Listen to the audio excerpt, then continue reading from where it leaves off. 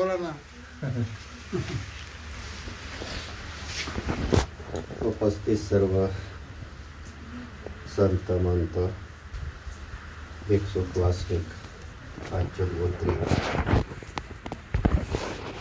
25 वर्षापासून त्या सत्संगाला सुरुवात झाली. जेमतेम आम्ही 6-7 लोक होतो आणि या तालुक्यामध्ये काही प्रवास करून खेड्यापाड्यात डोंगरादरीत जाऊन हा समाज ज्या फोटोला धूप दाखवित होता, उदबत्ती दाखवित होता, त्याच्यापासून आम्ही बाजूला केलं. त्याच्यातले गणपत भाऊ आहेच कडकेचे, ते आमच्या बरोबरच असायचे. पण हे खूप केलं, परंतु प्रखड मागाही बोलून दाखवलं त्याची उणी होती. असा परखड नेता, प्रखड ज्ञानिया किंवा भडखंबे ब्रह्मविद्येचा व्याख्याता पुष्कळ होते आणि येतही होते, परंतु त्याने गीतेचा किंवा श्री चक्रधर स्वामींच्या वचनाचा अर्थ एकाही माणसाला त्यांनी सांगितला. प्रत्यक्षात मी इवरखेडकर बाबा यांना मी बोललो, बाबा ब्रह्मविद्येचं थोडंसं ज्ञान द्या, ती ब्रह्मविद्या तुमच्या काय कामाची? मला उत्तर दिले नाही. आता मी त्यांच्या यादवर त्यांच्याच बरोबर मीही मार्गात होतो. आता ती ब्रह्मविद्या जीवाच्या उपयोगाची नाही तर मग उपयोगा कोणाच्या? ते जाऊ द्या, तो पुष्कळचा भाग आहे. परंतु आतापर्यंत जे श्रवण केलं, पडंगे भाऊनी सांगितलं, सर्वांनीच त्याच्यावर उपदेश केला, परंतु प्रखंड पंडित असा अर्जुन आणि त्याच्यापुढे एक भगवंत आहे. आणि ज्यावेळी उपदेश चालतो, अर्जुन साधा सुद्धा नव्हता. 6 शास्त्र, 18 पुराण, 4 वेद, 52 उपनिषद, 14 विद्या, 64 कला अंगी भरलेला असा अर्जुन. आणि ज्या वेळेला तो मोहात पडतोय, पण येता येता येता जवळ येता येता भगवंत त्याला सांगतात, अर्जुना हे सर्व काय आहे हे इथंच राहणार आहे, आणि मग तुला काय पाहिजे ते तुला मी सांगतो. अब्रह्म होना लोका पुनरावर्तिनो अर्जुन मामुपेते तु कौंतेय पुनर्जन्म न विद्यते. अर्जुना, अब्रह्म, म्हणजे जे ब्रह्म नाही, जिथं गेल्यानंतर तुला वापस यावं लागतं, म्हणजेच मायेच्या पर्यंत जरी तू पोहोचलास, मायेची भक्ती जरी तू केलीस, तर तुला 1 कोटी वर्ष त्या ठिकाणी सुख भोगावं लागेल.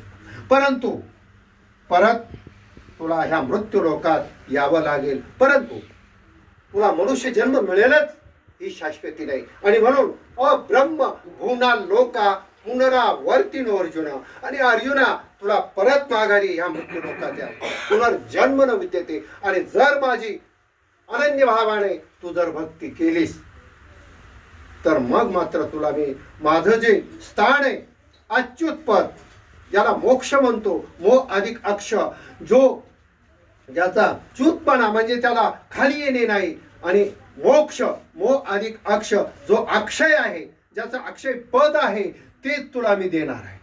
आणि म्हणून तू हे सर्व सोड आणि युद्धाला तयार हो.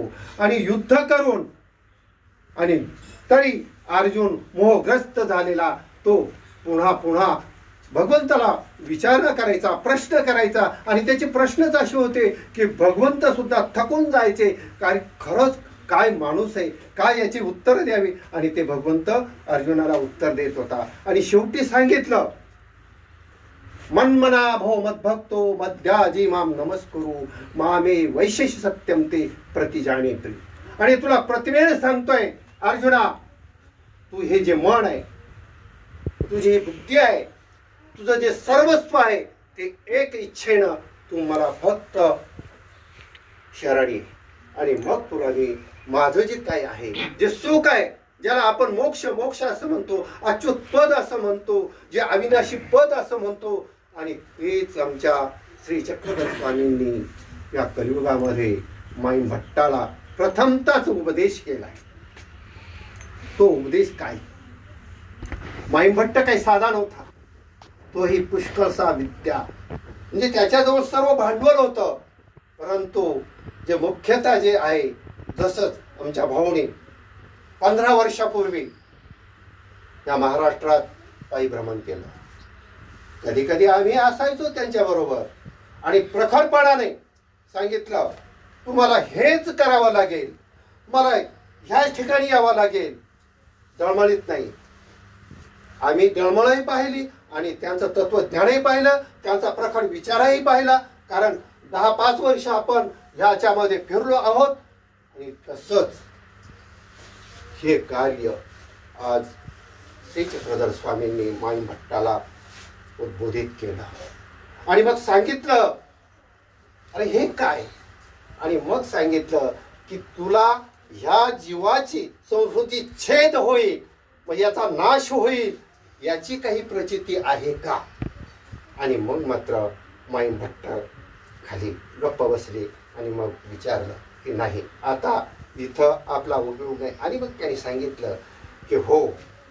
मग सांगितलं, स्वामींनी एक वचन तिथं घेतलेलं आहे, त्या सृष्टीमध्ये फक्त कोणाच्यानंच तुमचा उद्धार करणं. उद्धार म्हणजे काय? आम्ही उद्धार करणं म्हणजे एखाद्या शिळेमध्ये जो शापग्रस्त आहे त्याला उठवणं, त्याला उद्धार असं म्हणतो. आता अनेक शास्त्रामध्ये त्याचा उल्लेख आलेला आहे. परंतु उद्धार होणं म्हणजे या भवचक्रातून, या सृष्टीचक्रातून, जन्म मरणाचा जो तुम्हाला महारोग लागलेला आहे, या जन्म मरणाच्या फेऱ्यातून मी तुम्हाला माझं शाश्वत पद देणार आहे. जो माझा आनंद आहे तोच तुम्हाला मी देणार आहे, एवढी शाश्वती देऊन सांगितलंय. आणि म्हणून त्याच्यासाठी तुम्ही करायला काय पाहिजे? तर इथं जे 9 शत्रू आहेत, बंधूंनो ध्यानात ठेवा, तुमचे 9 शत्रू कोण आहेत? ते आपण त्या ब्रह्मविद्येत गेल्यानंतर आपल्याला ते समजा आणि ते समजून घेण्याचा प्रयत्न आपण आज करून राहिलो. भाऊच्या माध्यमातून का होईना आपल्याला ते करावंच लागेल. बळांगे त्यांच्या माध्यमातून सुद्धा तुम्हाला मला ते करावंच लागेल. आता 9 शत्रू म्हणजे नेमके कोण आहे? आम्ही फक्त घेतो विकार, विकल्प, शून्य, जे काय आहे, जे षडरूप आपण ज्याला होतो. परंतु स्वामींनी आम्हाला तोच उपदेश केला आहे. विकार, विकल्प आणि हिंसा, महादोष. विकार, विकल्प यात तो हिंसा जर तुम्ही घडवला, काम, क्रोध, मद, मच्छर, अहंकार, लोभ याचा त्याग केला, याच नावे संन्यास. याचा आपण पुरेपूर सर्वांनी तो विचार केला पाहिजे. आणि हा सत्संग ह्याच माध्यमातून सुरू केला की ह्या जीवाला, ह्या अज्ञान माणसाला सुबुद्धीकडे, सुज्ञानाकडे कसं नेता येईल, हा विचार 2001 साली आम्ही केला. आणि मग ह्या कार्याला आम्ही लागलो.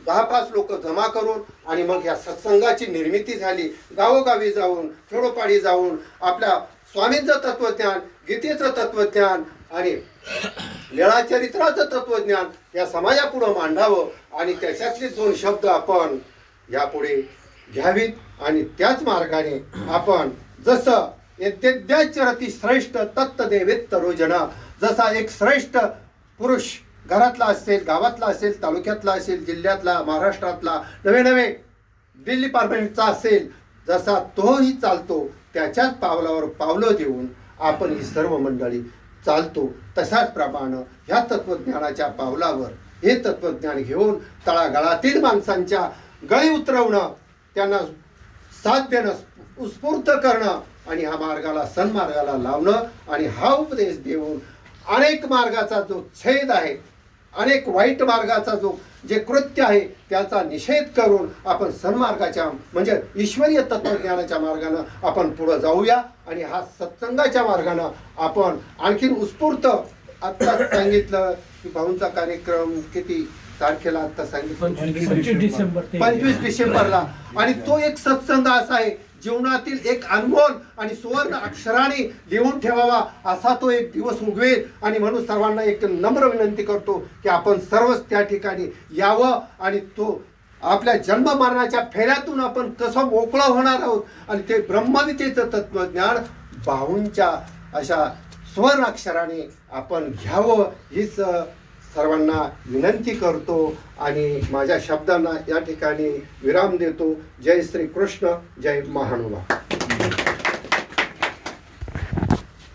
धन्यवाद. प्रथमे साधू महात्म्यांची जी तळमळ असते की जीवाचा उद्धार व्हावा, परमेश्वर मार्गाला त्यांनी जीवानं लागावं आणि म्हणून संत महात्मे अनेक जे अधिकारी जीव असतात त्यांना शोधण्याचा प्रयत्न करत असतात. जसं स्वामींच्या सानिध्यामध्ये काही अधिकारी जीव आले, त्यांचा उद्धार झाला, पण आपण असन्निधान्य आहोत आणि म्हणून परमेश्वर मला वाटतं दादा बोलून गेले की जरी आपण असन्निधान्य आहोत पण परमेश्वराचं वचन आपल्याबरोबर आपण सन्निधानाप्रमाणेच आपण हे जीवन जगत असताना तो चिंतन करतोय. आणि म्हणून या ठिकाणी मी परमपूजनीय आपल्या बाबांना विनंती करतो की त्यांनी या ठिकाणी आपला विचार मांडायला बोलायचं.